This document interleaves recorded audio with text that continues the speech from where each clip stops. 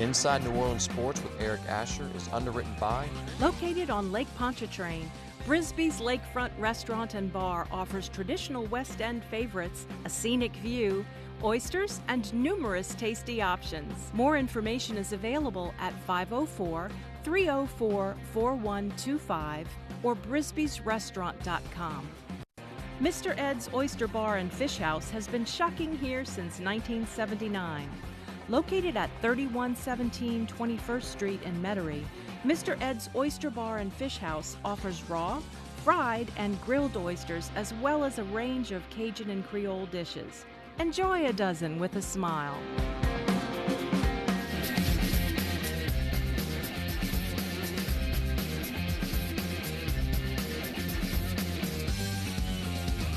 Inside New Orleans Sports with Eric Asher is the first place award winner of the 2015 New Orleans Press Club's Excellence in Journalism Award for the category of Best TV Sports Show.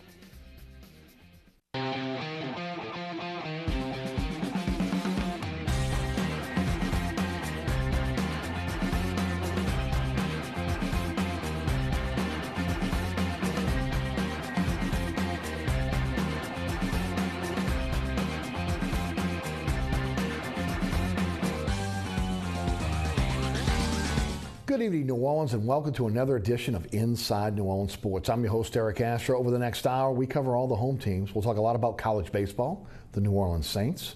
We'll talk about the New Orleans Pelicans. We'll talk about the Mercedes-Benz Superdome, on whether the stadium will hold another Super Bowl. We got some great guests to break it down tonight. Lenny Vangilder of SportsNola.com and Les East, freelance journalist for SportsNola.com, and a few other places join us tonight on the program. We'll find out more about those guys right now as we open up the show. Les, welcome. Always great to have you on the show. Tell the folks a little bit about what you're involved in, if you would. Thanks, Eric. It's good to be back as always, and I'm staying busy with my friend here at SportsNola.com. And also at NOLA.com, and I've been writing for NationalLampoon.com. A lot of .coms there. Yeah, a lot of .coms. So that's the way we're going now, huh? .coms. Yeah. Unfortunately. But yeah, that's the way it's going.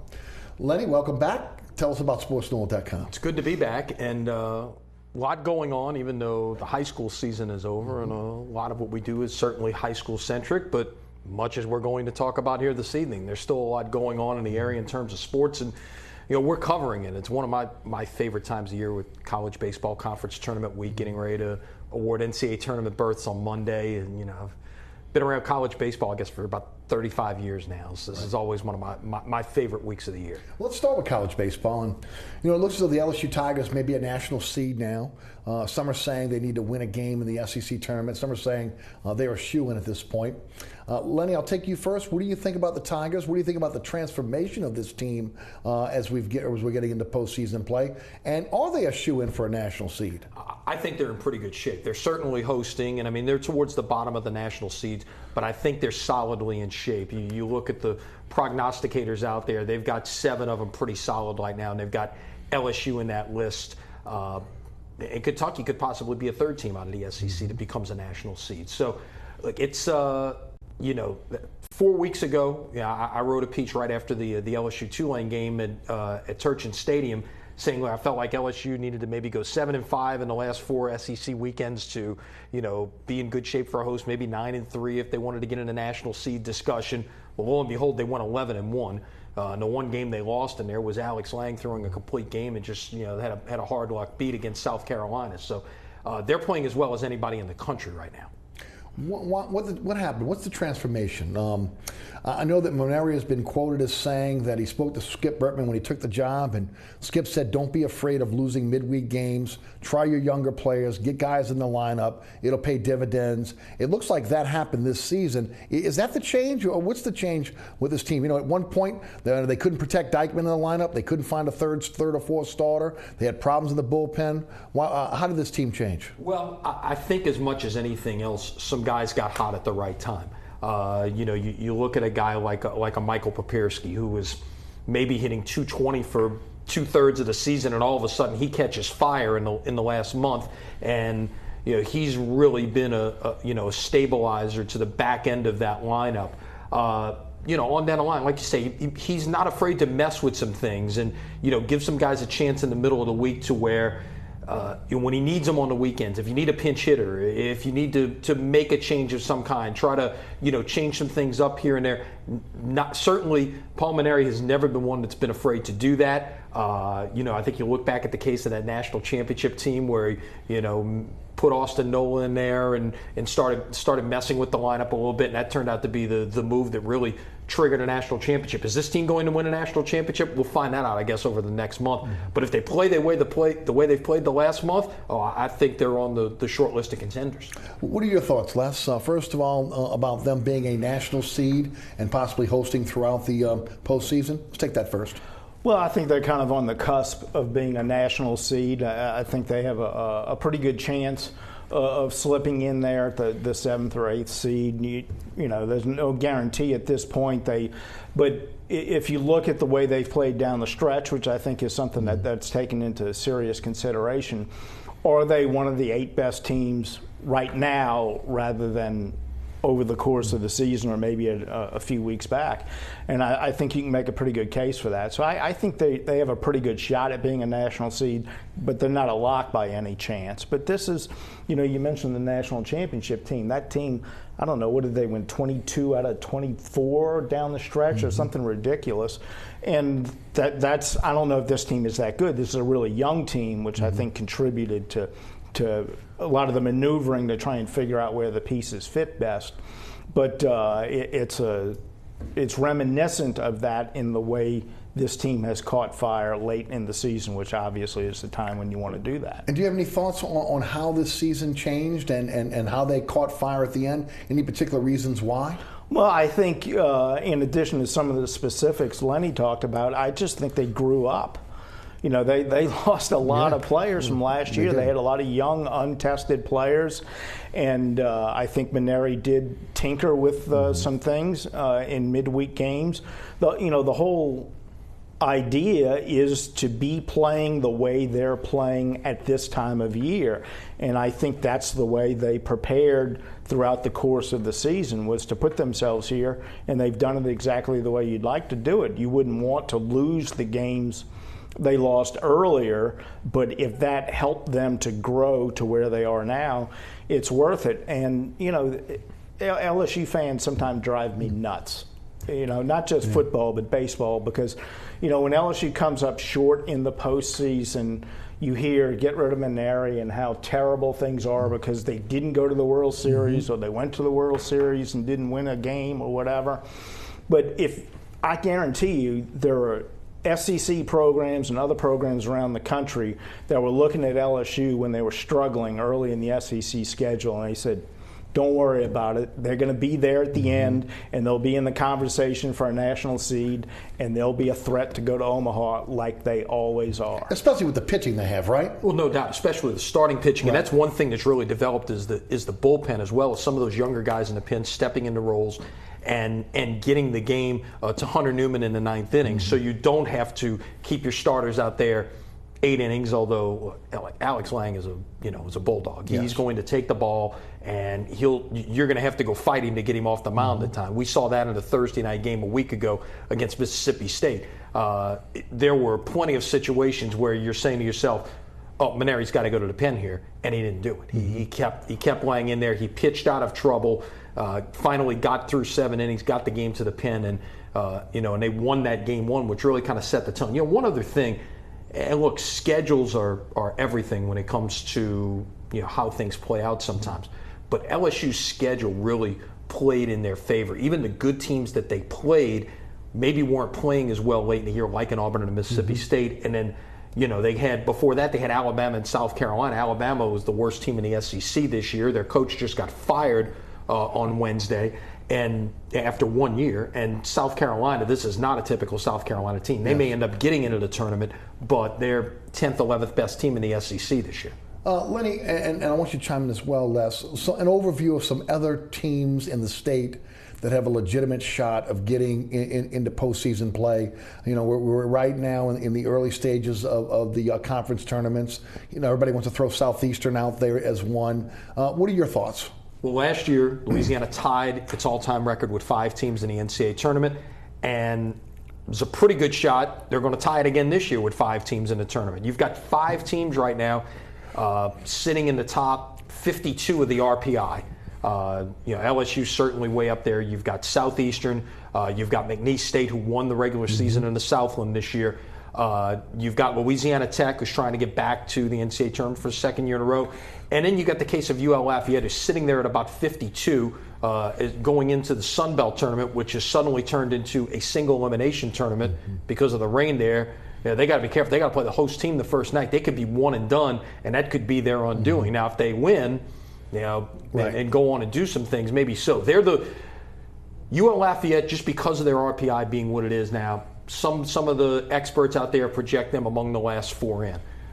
Southeastern, while they won their opening game in the Southland tournament over UNO, I'm concerned about them only from this standpoint. If they don't win the automatic bid, and say McNeese, the champion, doesn't win the automatic bid, now you're looking at a situation: does the Southland get 3 teams in the tournament? I don't know if that's going to happen. And to my recollection, I don't think a team has not won the regular season title has ever gotten that large bid out of the Southland. So that's one that's if Matt Reiser's team doesn't win the tournament and get the automatic bid, I'm not sleeping too easily if I'm them come Sunday into Monday. Can you add anything, Les? Well, I agree with all of that, but especially about the Southland Conference. The real concern there is that McNeese or Southeastern does not win it. And, 3 from that conference would be kind of tough. It's not out of the question, but they would be dependent on not having many upsets around the country.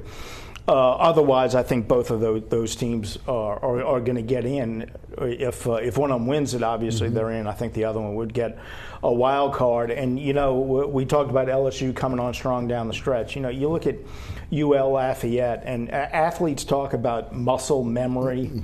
How the body comes back because it's used to doing certain things.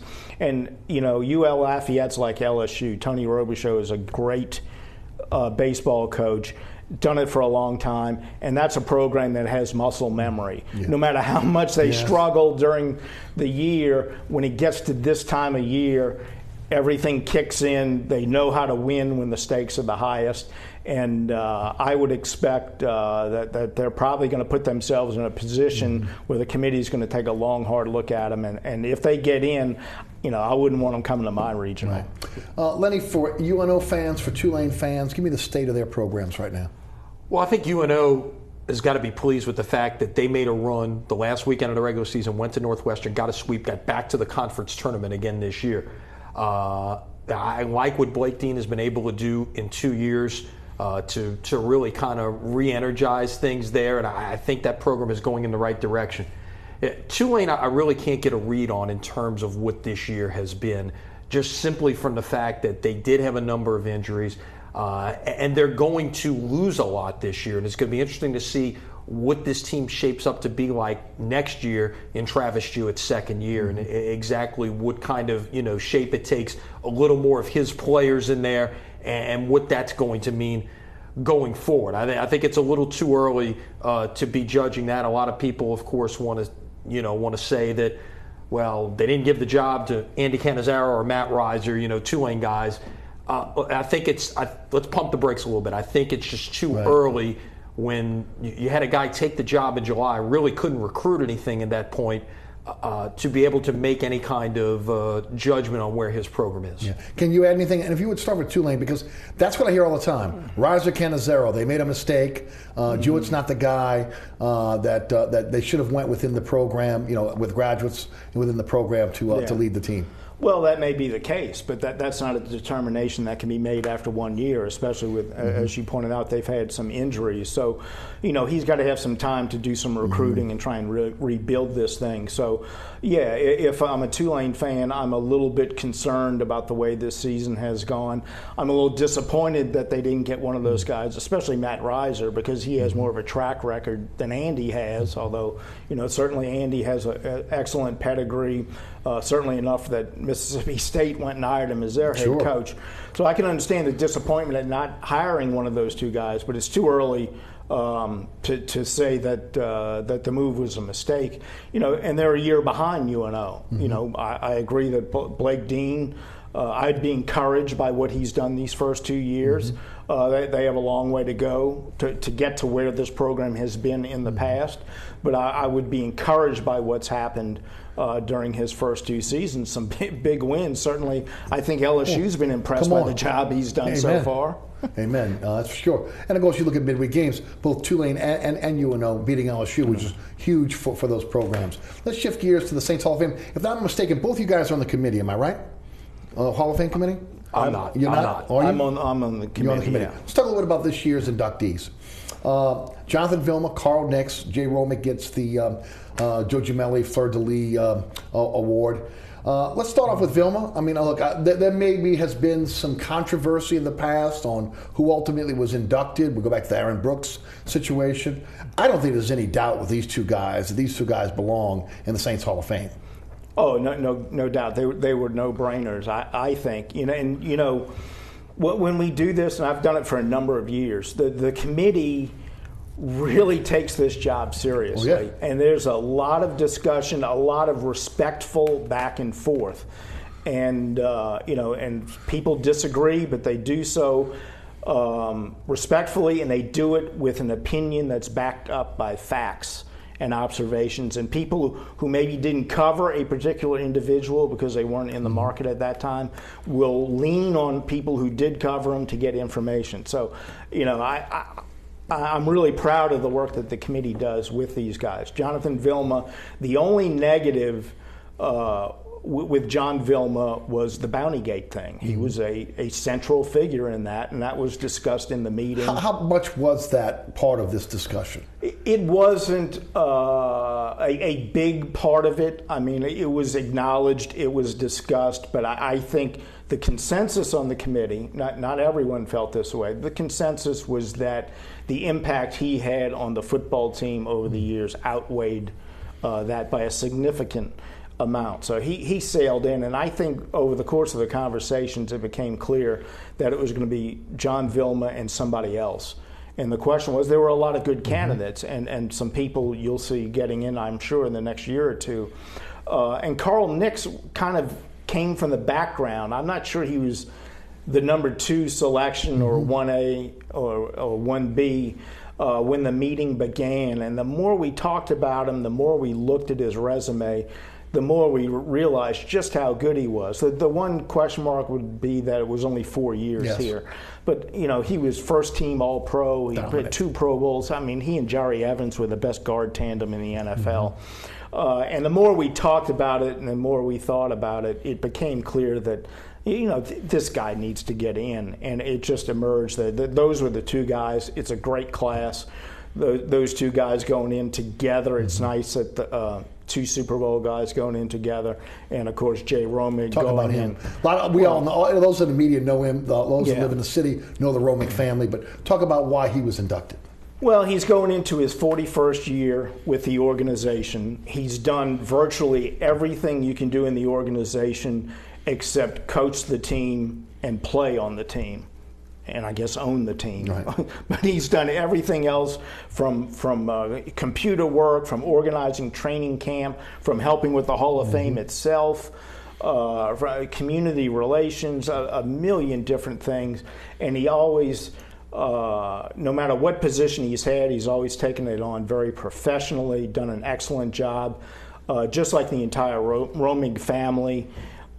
Is just a consummate professional and a gentleman and a pleasure for anybody to work with, whether they're in the organization or outside the organization, counting on his help. So, I mean, he was a fantastic choice, and I'm really excited. Last year was a very sad year because of the circumstances with Will Smith and Hokie Guyjon, and I think this year will be a really special celebration, and for the first time the induction is going to take place at Champion Square on a Saturday night on the eve of the game against the Bears on October 28th. So I think it's going to be a unique weekend for the Hall of Fame. Before I go to Lenny, how gratifying is it to see how the players react to being inducted? You saw Vilma and you saw Carl Nix genuinely humbled by the induction into the Saints Hall of Fame. Yeah, that means a lot, not only to somebody on the committee or to people who covered them, but just as members of the community to see how much that means to guys who also played in other markets. Sure. Vilma played in New York for a few years. Nick's left here to go to Tampa, and he didn't leave on the best of terms. I mean, the Saints couldn't meet his asking price, and so he went somewhere else to get what he was worth. And really never played for Tampa. Because of the injury. And had injuries. And what was the MRSA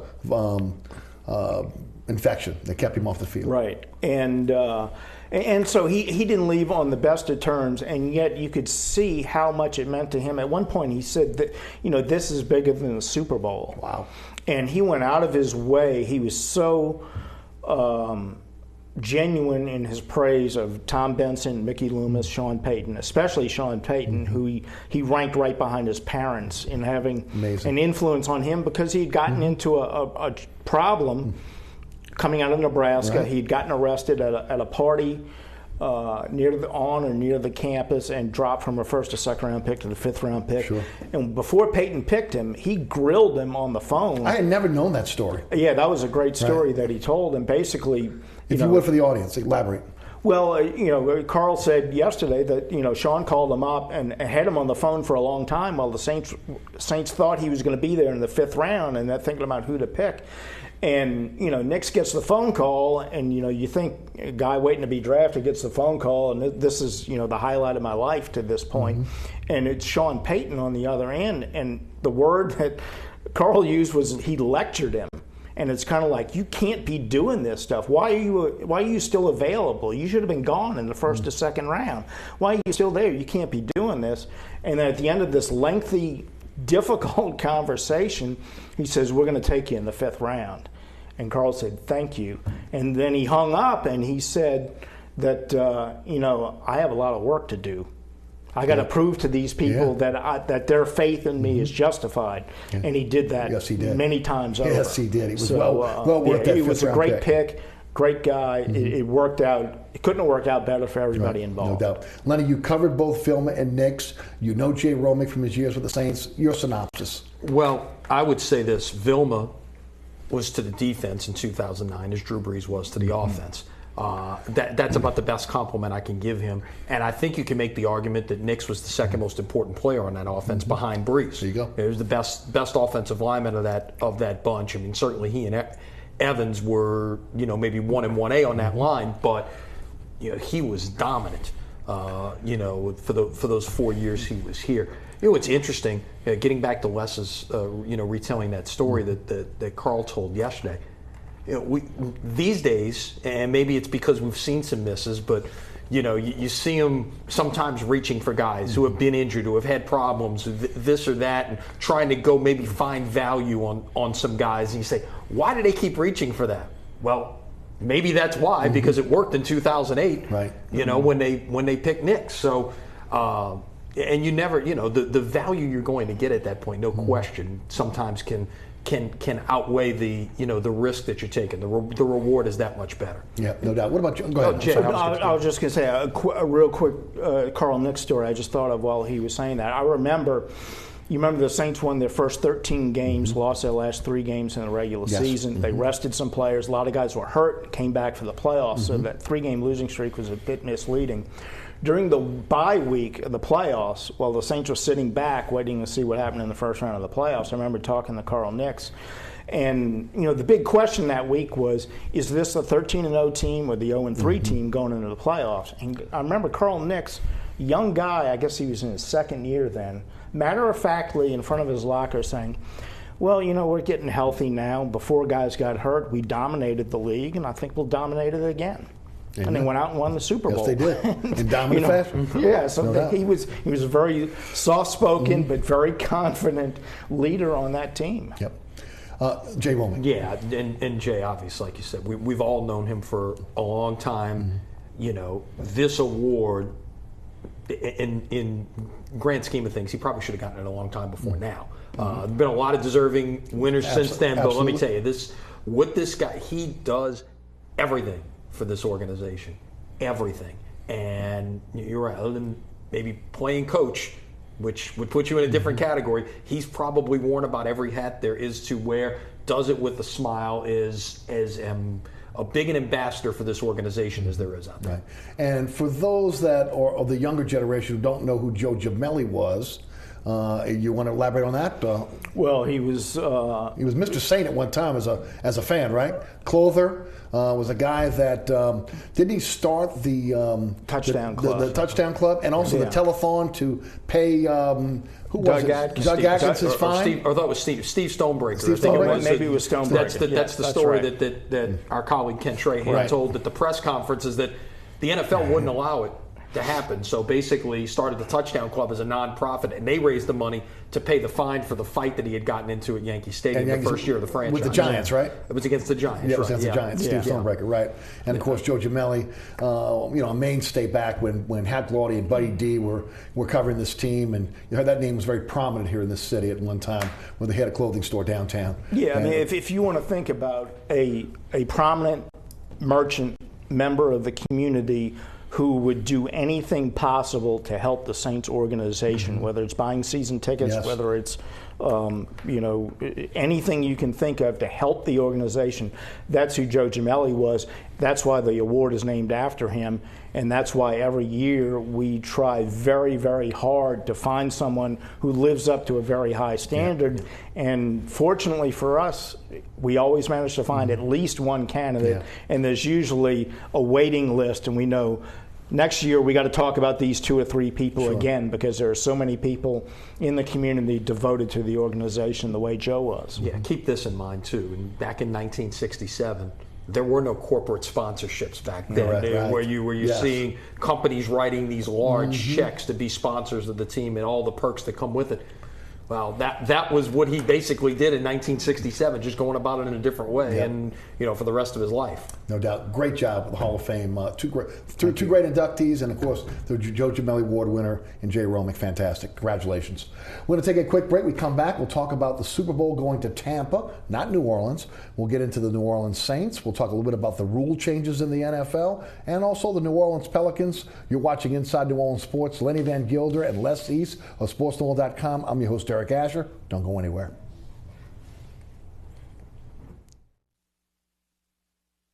Located at 3701 Iberville Street in Mid-City is Katie's Restaurant and Bar. Open 7 days a week, Katie's offers daily specials for lunch, dinner, and Sunday brunch. Serving New Orleans cuisine such as fried shrimp platters, grilled redfish, and a fully stocked bar.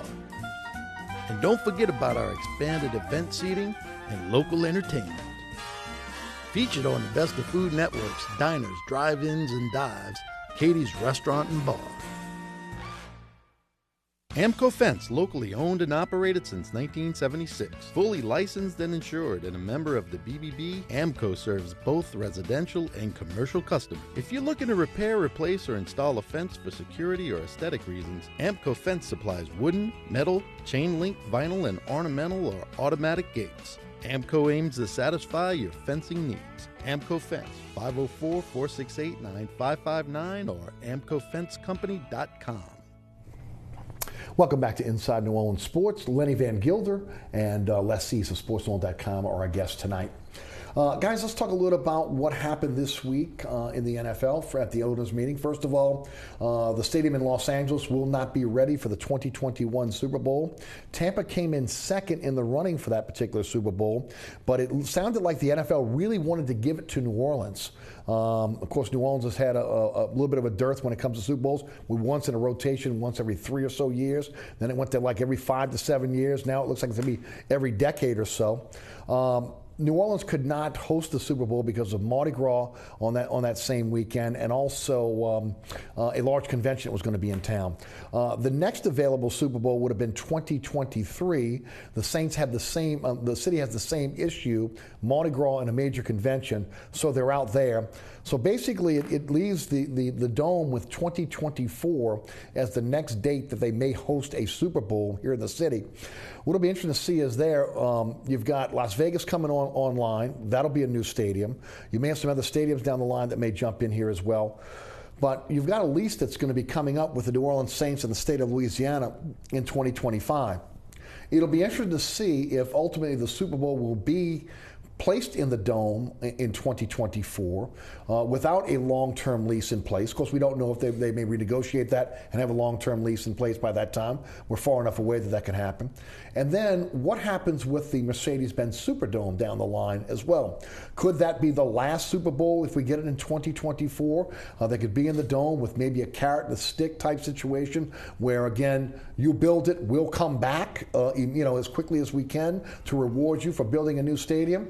We know that the city now is in a position with growth that there really isn't another place to put a stadium and arena, which means that any type of renovation or rebuild would have to be done on that John McKithen complex, which means that the Saints and probably the Pelicans would have to relocate for maybe 2 seasons. Lenny, I'll take you first. What are your thoughts on that? First of all, getting another Super Bowl in the Dome before 2025 when the lease is up, and then will this be the last Super Bowl in New Orleans? And and what do you think the future of the Dome is going forward? The Dome will be 50 years old by the time the Saints lease with the state ends in 2025.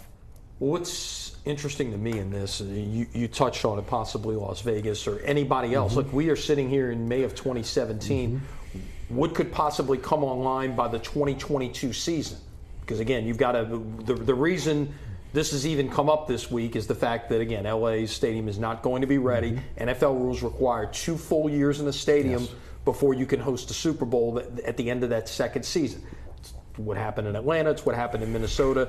LA was in position to do that until they pushed the open date back 1 full year. So now you get the switch that we got last week to Tampa, and then LA getting 2022. So based on that, the fact you don't know what else may come online, who else could be in a position to build and open a new stadium by the fall of 2022? That's the kind of things that will play themselves out in the next couple of years. How quickly will the NFL award the 2023 and then 2024 Super Bowls? How far are they willing to go out before they do that? That all remains to be seen. Look, can the Superdome host enough? Certainly. I mean, you ask, we had this conversation with Jay Cicero at the Greater New Orleans Sports Foundation before, or with Doug Thorne. The Superdome, yes, it got built it opened in 1975, but it's not a 50-year-old stadium or a 42-year-old stadium right now. It's got a lot newer amenities than that. It's basically been redone a couple of times over already.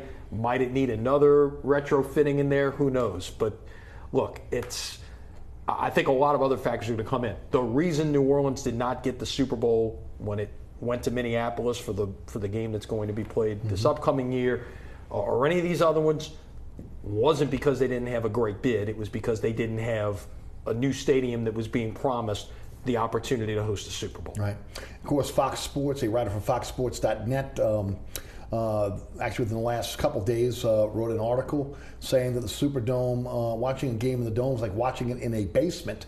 I think they had him as the 21st best stadium in the NFL. Interesting, I think Jerry Jones's Palace was listed as 32 on that list, which is amazing as well. Les, what are your thoughts on this? So, again, you cover this team for a long time. You're a lifelong New Orleanian, like all 3 of us. We have an affinity for the Dome. Again, it's as historic of a building for us as the St. Louis Cathedral in some cases. So again, we don't like people casting dispersions at the Dome. And as a community, we've done everything we can to make that a modern structure. Well, the Superdome's one hell of a basement. Yeah. Well, let's start there. And anybody who's been to Cowboys Stadium in Dallas, I've been there a couple of times. If that's the 32nd best stadium in the country, I don't know what the criteria are, because that is, I said this when I went to that stadium the first time, if you gave any football fan in America a blank check and say, design the stadium you want and we'll fill in the amount of money it takes to make it a reality, you would design Cowboys Stadium. So I don't understand where that's coming from. But the stadium issue as it relates to the Superdome, I think it has more to do with new stadiums in other markets than any shortcomings of the Superdome. We, like Lenny said, we lost to Minneapolis because they felt like they owed Minneapolis something for building a new stadium. Same thing with Atlanta. And sooner or later, you're going to run low or run out of communities building new stadiums, and that's it. As long as that's the only thing that can trump everything else New Orleans has to offer. If the NFL owners don't feel like we have to reward this other market for building a new stadium, they'd go to New Orleans if it were available that year. So New Orleans has to, the cards have to line up so that New Orleans is not competing with somebody who's just built a new stadium and everything will be fine. I'm also wondering, at what point do communities and taxpayers stop saying, we're not going to pay $800 to $1 billion to build a stadium for a billionaire? Right. You know, I'm just there has to be an end point for this. I think it's got to come on the federal level. I think that's got to be something that Congress has to wrestle with, and Congress has to forbid any public money going into these into these stadiums. I think that happens. We stop the arms race within all these leagues to be able to try to have these new buildings, the newest and best building, or we're moving. Or at least require a partnership where the private sector has to put up X amount of dollars. Right. So you take the burden off of the taxpayers. And you're right, probably the federal level would be the most likely way to address that. But sooner or later, I think there's going to be less competition from markets that have just built new stadiums. I think the Dome will get at least one more Super Bowl, and I think it will ultimately be capable of handling more than one more. The question is, how do the stars line up?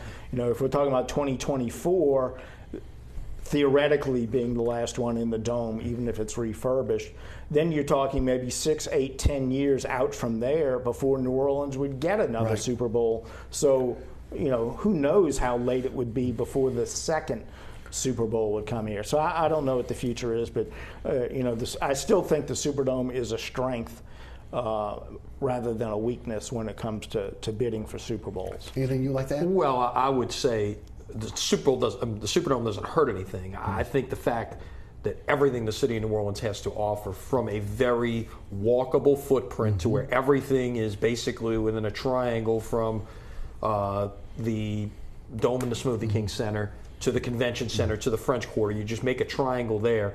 Yes. You know, no side of the triangle is more than a mile long. Everything is very walkable. Obviously, a temperate climate, all of the things that go into that tell me that when it's the time is right again. In other words, you don't have to compete with a new stadium, that New Orleans is back in the mix. And look, are you going to have to build something again at some point? I don't know. I mean, look at, Soldier Field just retrofitted what they had. Lambeau has done everything that they've been able to do there to keep that thing, keep that stadium relevant. You see it happen on college campuses as well, where rather than just starting over with something, they're spending hundreds of millions of dollars redoing what's already in place and making fixes there. I see no reason why you couldn't continue to do that with the Dome. Guys, do you think that the NFL looks at the Dome alongside Soldier Field and Lambeau Field as one of those iconic stadiums in the NFL? When you look at the number of Super Bowls that has been played there, hosted there, you look at just the other sporting events, the iconic sporting events that building has hosted. I would hope so. In addition to a papal mass and a Republican National Convention. Yes. Among other things, Rolling Stones. So it's a unique stadium, and I would like to ask the NFL if they say you need a new stadium, you need to redo the Superdome. Well, what exactly are the shortcomings of the Superdome after it's been renovated now? What's wrong with it? I know we had the fluke with the electrical thing, but the terrace to me would be the only issue. Okay, the terrace the only issue. But they don't care about that. Right. They care about the want suites, the amenities, right? The suites and where the top financiers of the NFL are going to sit, and they ain't sitting in the terrace. They're sitting in the terrace, right? Amen. I think some people would tell you that the press box is too high, but of course we'll never get that moved again. Yeah, okay. But look, it's got everything you need. And Soldier Field. Is it alongside those? I mean, the Dome, I guess now would be it's in the top 10 in terms of oldest stadiums in the NFL. Yeah. So certainly, I guess you've got to start to put it in there. It's obviously not as old as the two you mentioned. And look, some are eyesores, if you will, and are the reason the teams are leaving. San Diego, Oakland. Well, San Diego's already gone. Oakland's about to be gone. But in terms of what you've been able to do with the Dome and to basically keep up with the Joneses with all of the different things that they've done to it, I don't see anything necessarily wrong with it. At some point, though, I guess there's only so much you can continue to do.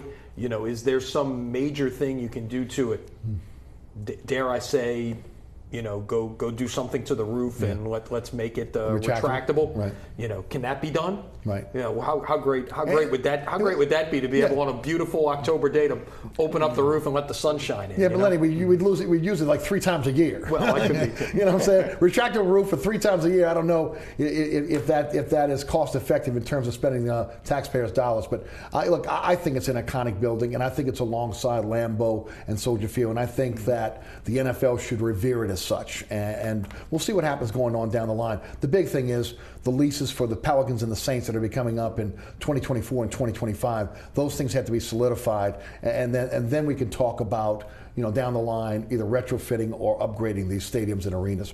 Let's talk about the New Orleans Saints. Les, I'll take you first. Your thoughts on the draft? How did they do? I think they did pretty well. I think if you look at the checklist going in, the one thing that jumps out at you, and the same thing in free agency, you were hoping that they would sign either a proven NFL pass rusher or they would draft one of the elite prospects as a pass rusher in the draft. Neither of those really happened, but I respect them in the draft because each time they went to pick, the value based on their rankings, and I think most rankings, the value wasn't there for a pass rusher. And so they didn't reach for somebody who really wasn't worth that pick. So I think you can live with not getting that particular box checked in the draft because you got probably the best cornerback in the draft with your first round pick. You addressed a need on the offensive line, whether it's short term or more so long term, with your second number 1 pick. You brought in some more depth on the defensive line. You added to a really interesting situation at running back. You got some guys who can help out in the kick return game and special teams in other ways. So I think the one thing they wanted to do and didn't do was get a really top flight pass rushing prospect, but it just didn't fall their way. The one thing you look at those guys, there are a couple of guys who have had injuries in their history, and a lot of the guys in the draft have not played a lot of college football games. So those are some question marks there.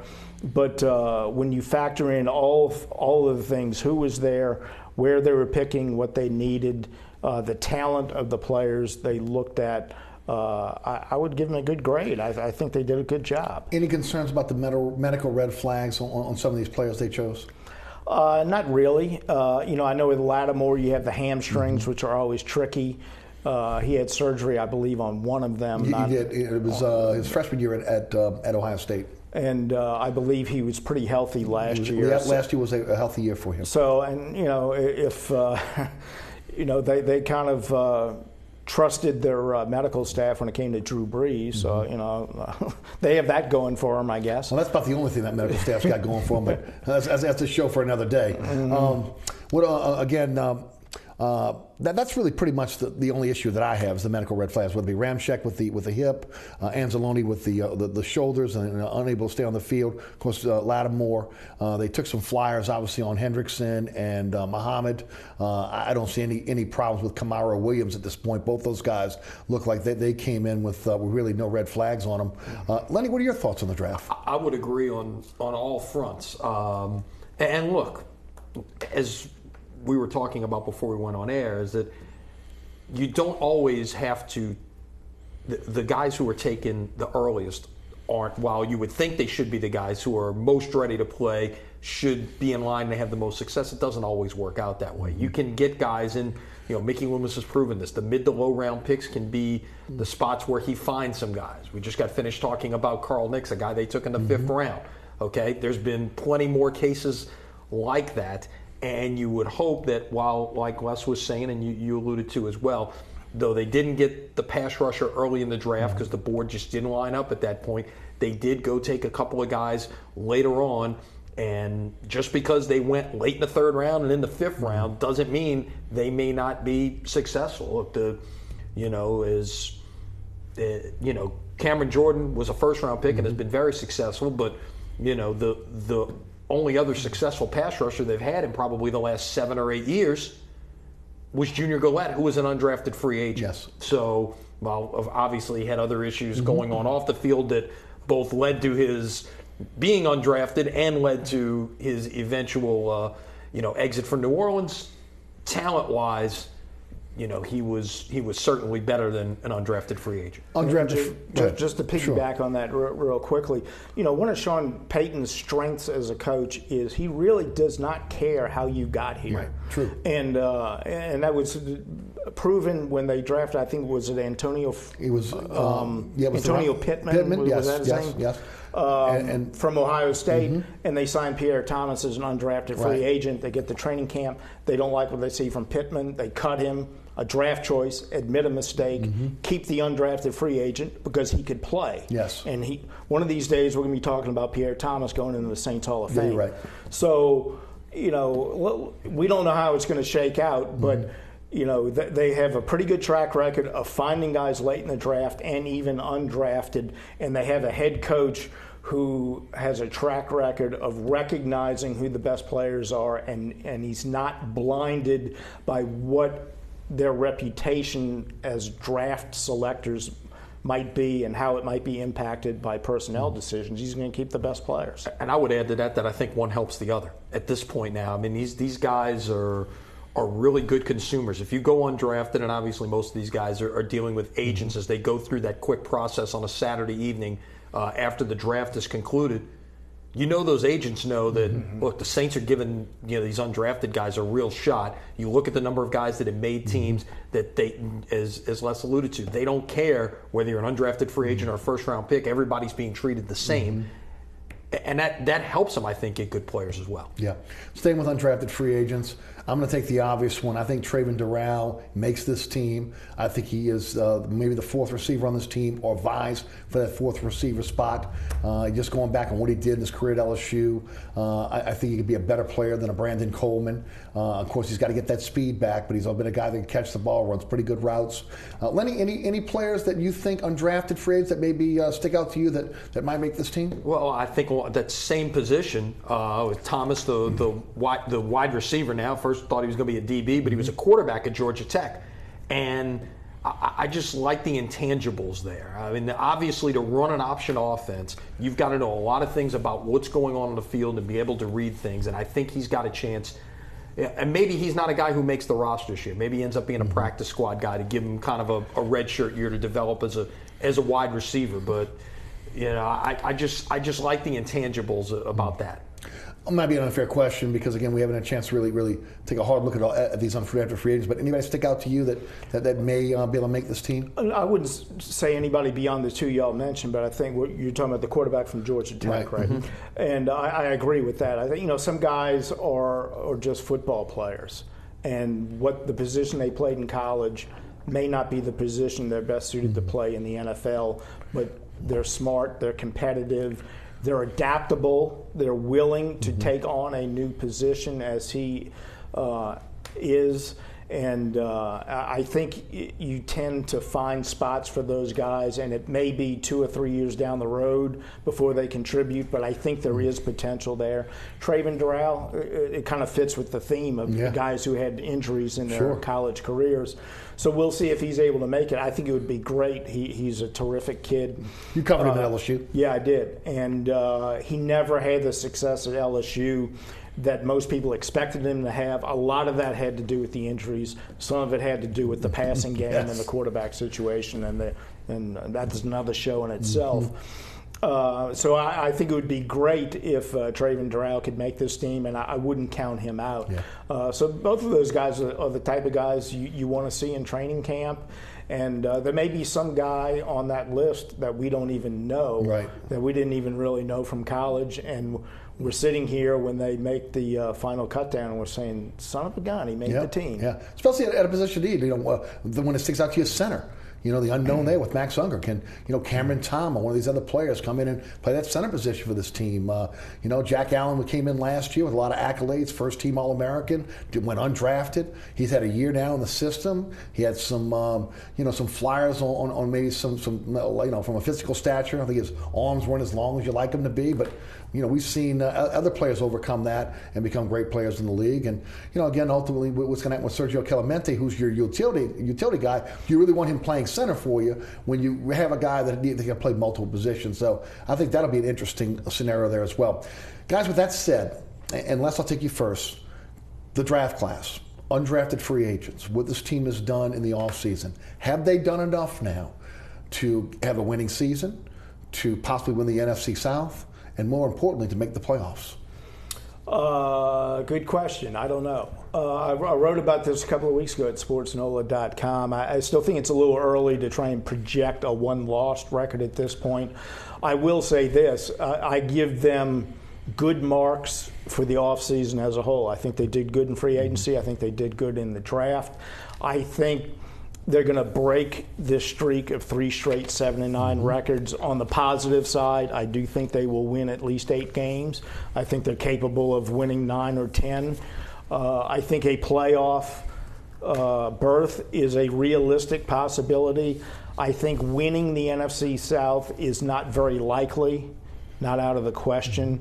So I would say if you're looking for them, if you're fed up with 7-9, okay, I think you can be pretty confident you're going to see better than that, and I think they're have a legitimate shot at going to the playoffs. Beyond that, I don't want to project anything too rosy. Sure, but well, we haven't seen them win with pads on yet. Right, but I would say from the end of the regular season until now, I would give them good marks for what they've done, and you should be encouraged that they're going to be better this year. Lenny, I think they'll be better, but again, what does that mean when you're in the same division as the last 2 NFC representatives in the Super Bowl? I think Carolina's going to bounce back this year. No telling what's going to happen. Atlanta, are they going to feed off the momentum of what happened last year short of the last 17 minutes of the Super Bowl and opening a new stadium? How is that all going to play? I don't know. Tampa Bay continues to get better. It's a strong division, and that's part of the thing is if you're going to win a division, you've got to be the best of those 4, and that's saying something. Now, in terms of a record, who knows? With these new with the new overtime rules that got passed, maybe they'll go like 6-6-4. We'll end up with a bunch of ties this year. I don't know. Yeah, that's pretty scary. I want to try to get to that if we can before the end of the show. Guys, let's talk about the Pelicans. Alvin Gentry and Dell Demps are retained. They were retained for stability. I've talked about it on this program. I've talked about it on the radio show. They kept him for stability for the most unstable player in the NBA in Marcus Cousins, which doesn't make a lot of sense. I personally don't think DeMarcus Cousins is going anywhere. It's all about money. You want to throw in the proximity to his family in Mobile. I think that's a plus. He's not. No player's in a position to lose the kind of money he will lose if ultimately he gets traded from Sacramento and then leaves New Orleans. You don't leave that kind of money on the table. So I think he will be around. I don't think it was a good move on the part of this organization, even though Alvin Gentry may have been giving dealt a bad deck and not gotten the full complement of players that he thought he was getting when he took this job. It's a bottom-line business, and you've got to be able to win. Dell Demps has had 7 years and 3 chances to rebuild this team and has failed. And at this point, I think that they, by not making a move, I think they hurt this franchise long term, because what happens if they don't make the playoffs next year, and then you've got to sign DeMarcus Cousins back, but at the same time you're getting rid of your general manager and your coach. So, if you're going to pull the Band-Aid off, do it this year. Les, your thoughts on the Pelicans? Well, I've said it on this show. I've said it on your radio show. I've written about it on sportsnola.com. I think this organization needs new leadership in the front office and on the coaching staff. And to me, the bottom line is, if I'm Anthony Davis and I'm sitting here, and 2 years ago I went to the playoffs and we looked like we were on an upward trajectory, and I was a really young guy and the future looked bright, and since then we've gone down. We haven't gone to the playoffs. We haven't come close to going to the playoffs, and we're sliding downhill. And you've just come out and told me that the two guys responsible for dragging us downhill are going to be here at least for another year. If I'm Anthony Davis, who is the New Orleans Pelicans franchise, if I'm him, I have serious doubts about whether this is the place where the best days of my career are going to happen, and I think it's potentially disastrous for this organization. Lenny? Les nailed it last week in his piece at sportsnola.com talking about this very subject. That's exactly where he went with the players and the fans. What do you, as players and fans, what should you think about this move? I would say this: if 2 years ago, horrible start. Mm-hmm. Last year, horrible start. If that happens again this year, the leash is very short. I wouldn't be surprised if before Christmas there's a change. If there's a bad start. In both spots? In at least one, if not both right. spots. Talking about head coach and general manager. Right. Just say, okay, you bring in an interim. You don't bring in a permanent solution at that point, unless who knows, you've got it sitting out there in the bullpen, just waiting to pull the trigger on, perhaps. But I would not, if there's a slow start again.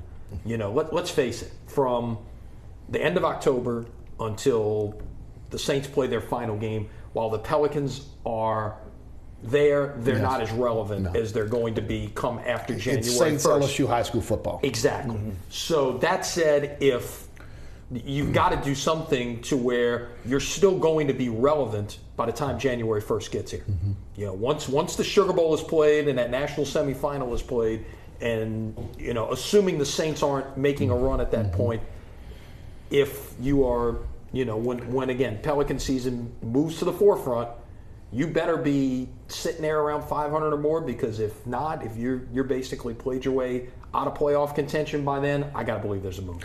I overuse this statement all the time. It's a roll of the dice. This is a true roll of the dice, because Boogie Cousins walks, which I don't think he will.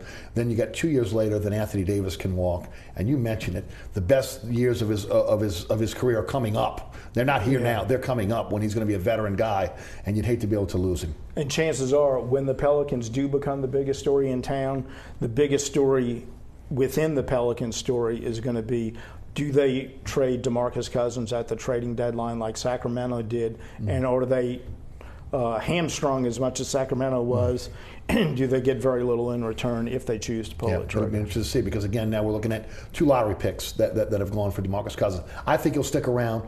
I think that ultimately he's going to have to coach that's going to have to rein him in. He's got to mature as a player. If he does that, they got a chance with again 2 really good players, 2 of the top players of their position in the NBA. Lenny Vangilder, Les East, thanks for being with us tonight on Inside New Orleans Sports. Thanks so much for watching. Remember, there's a rebroadcast of this program each and every Friday night right here on WLE at 10 p.m. Also, a couple other ways to catch us. Thursday nights, 10 o'clock on Cox 130, 9 o'clock on Pelican Sports Television on Friday night, and then 2 a.m. Saturday morning on Cox 130. You can catch me on the radio, 9:90 a.m. WGSO. That's weekdays, 11 a.m. until 1 p.m. Also, the TuneIn Radio app is a great way to take the show with you anywhere. You can listen live, download the podcast at ericasher.com. All the previous episodes of Inside New Orleans Sports can be seen at ericasher.com as well. Special thanks to our guests, Lenny Vangilder and Les East. Also to the WLE production staff, Ron Yeager, Jim Dotson, Kenny Juno, Naila Jones, and also my director, William Hill. Thanks so much for watching. We'll see you next week for another edition of Inside New Orleans Sports. Have a great week.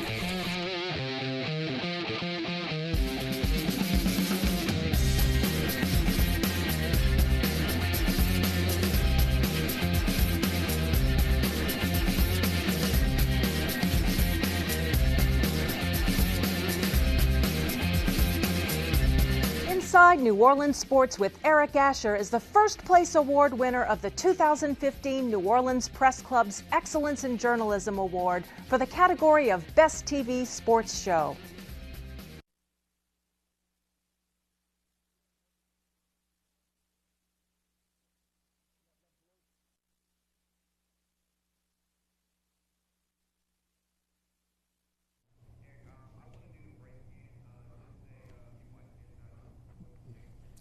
Okay. Okay. Would you move that phone real quick? Just gonna do. They're gonna want me to do the break again. Something happened. Oh, okay. I'm just gonna do that break.